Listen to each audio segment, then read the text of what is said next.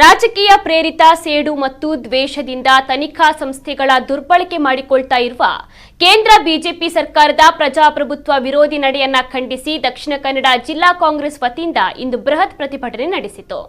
ಪಳ್ಳೀರ್ನ SL ಮಥಾಯ್ಸ್ ಪಾರ್ಕ್ನಿಂದ ಅತ್ತಾವರದ IT ಕಚೇರಿವರೆಗೆ ಪ್ರತಿಭಟನಾ ಮೆರವಣಿಗೆ ನಡೆಸಿದ ಕಾಂಗ್ರೆಸ್ ಕಾರ್ಯಕರ್ತರನ್ನ ರಸ್ತೆ ಮಧ್ಯದಲ್ಲೇ ಪೊಲೀಸರು ತಡೆದರು. ಈ ಸಂದರ್ಭ ಪೊಲೀಸರು ಐಟಿ ಕಚೇರಿಗೆ ಬಿಗಿ ಭದ್ರತೆಯನ್ನ ಏರ್ಪಡಿಸಿದ್ರು.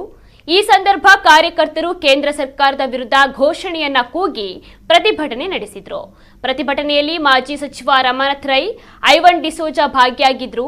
ಐಟಿ ಕಚೇರಿಯತ್ತ ನುಗ್ಗಲು ಪ್ರಯತ್ನಿಸಿದ ಕಾಂಗ್ರೆಸ್ ಹಲವು ಮಂದಿ ಕಾರ್ಯಕರ್ತರನ್ನ ಪೊಲೀಸರು ವಶಕ್ಕೆ ಪಡೆದು ಬಳಿಕ ಎಮ್ಮೆಕೆರೆ ಮೈದಾನದ ಬಳಿ ಬಿಟ್ಟು ಬಿಡಲಾಯಿತು. ಈ ಸಂದರ್ಭ ಮಾತನಾಡಿದ ರಮಾನಾಥ್ ರೈ ಅವರು, ನ್ಯಾಷನಲ್ ಹೆರಾಲ್ಡ್ ಪತ್ರಿಕೆ ಪುನಶ್ಚೇತನ ಮಾಡಲು ಕಾಂಗ್ರೆಸ್ ಮುಂದಾದಾಗ ಅಲ್ಲಿ ಹಣದ ವ್ಯವಹಾರ ನಡೆದಿದೆ ಎಂದು ಆರೋಪಿಸಿರುವುದು ದುರುದ್ದೇಶಪೂರಿತವಾಗಿದೆ.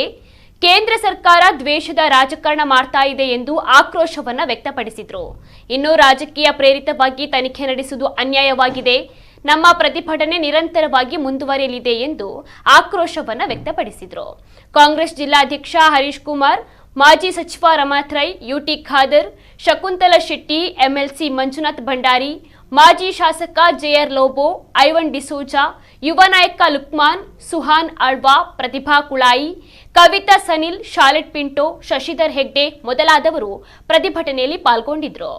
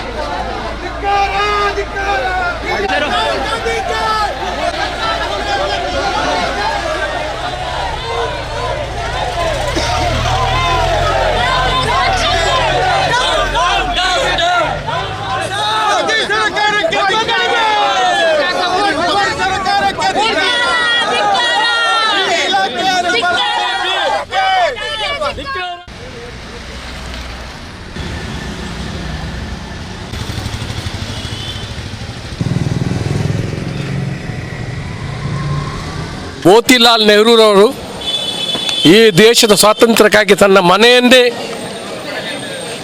ಬಿಟ್ಟುಕೊಟ್ಟಿದ್ದಾರೆ. ಅದು ಎಷ್ಟೋ ಸಾವಿರ ಕೋಟಿ ರೂಪಾಯಿ ಆಸ್ತಿ. ಅದು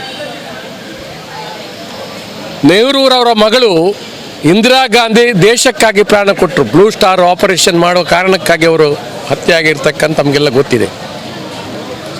ಅವರ ಮಗ ರಾಜೀವ್ ಗಾಂಧಿ ಕೂಡ ದೇಶಕ್ಕಾಗಿ ಪ್ರಾಣ ಕೊಟ್ಟವರು. ಅವರ ಮಗ ರಾಹುಲ್ ಗಾಂಧಿಯವರು, ಅವರು ಸ್ವಾತಂತ್ರ್ಯ ಹೋರಾಟಗಾರರ ಕುಟುಂಬ, ದೇಶಕ್ಕಾಗಿ ತ್ಯಾಗ ಮಾಡಿದಂಥ ಕುಟುಂಬ.